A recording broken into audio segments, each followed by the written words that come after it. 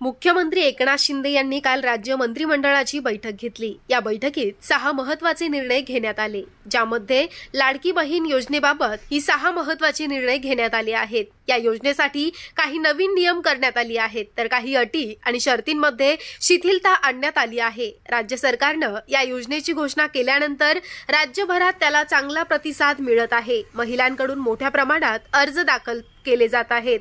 जास्तीत जास्त महिलांना याचा लाभ मिळावा यासाठी सरकार दररोज आपलं डोकं लावत आहे। आता सरकारच्या डोक्यात आलेल्या नवीन कल्पनेनुसार पोस्टातील खातं सुद्धा यासाठी ग्राह्य धरलं जाणार। ज्या महिलांचं बँकेत खाते नाही त्या महिलांना या योजनेचा लाभ कसा मिळणार असा प्रश्न देखील पुढे आला होता, कारण ग्रामीण भागात बँका या शहरात असल्यानं महिला बँकेत खाते उघडले शक्य नसते। पण या योजनेचे पैसे खात्यात जमा होण्याआधीच बँकेत खाते असणं आवश्यक होतं। पण आता ज्यांचे बँकेचं खातं नाही त्यांच्यासाठी सरकारनं एक मोठा निर्णय घेतलाय। अशा महिलांना या योजनेचा लाभ मिळावा म्हणून त्यांना पोस्टात असलेलं खातं ग्राह्य धरलं जाणार आहे, त्यामुळे त्यांना दिलासा मिळू शकतो। योजनेचा लाभ घेण्यासाठी बँकेत किंवा पोस्ट खाते असणं गरजेचं आहे, कारण तेव्हाच सरकारला पैसे जमा करता येणार। मात्र यापूर्वी सरकारनं अगदी लहान लेकरांपासून तर म्हाताऱ्या माणसांपर्यंत सर्वांनाच खाती काढायला लावलेली आहेत।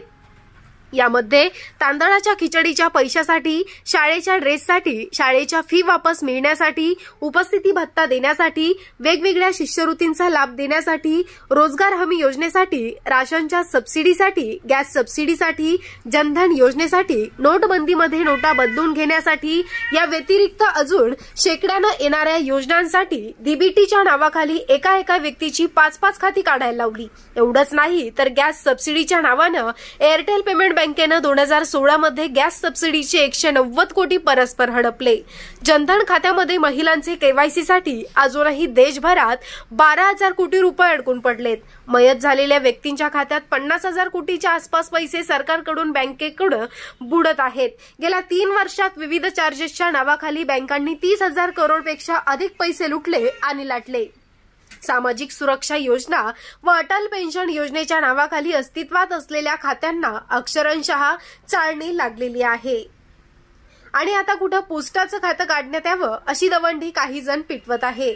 योजनेची भीक नको पण कुत्रा आवर अशी सर्वसामान्यांची गत झाली। तुम्हाला काय वाटतं कमेंट बॉक्समध्ये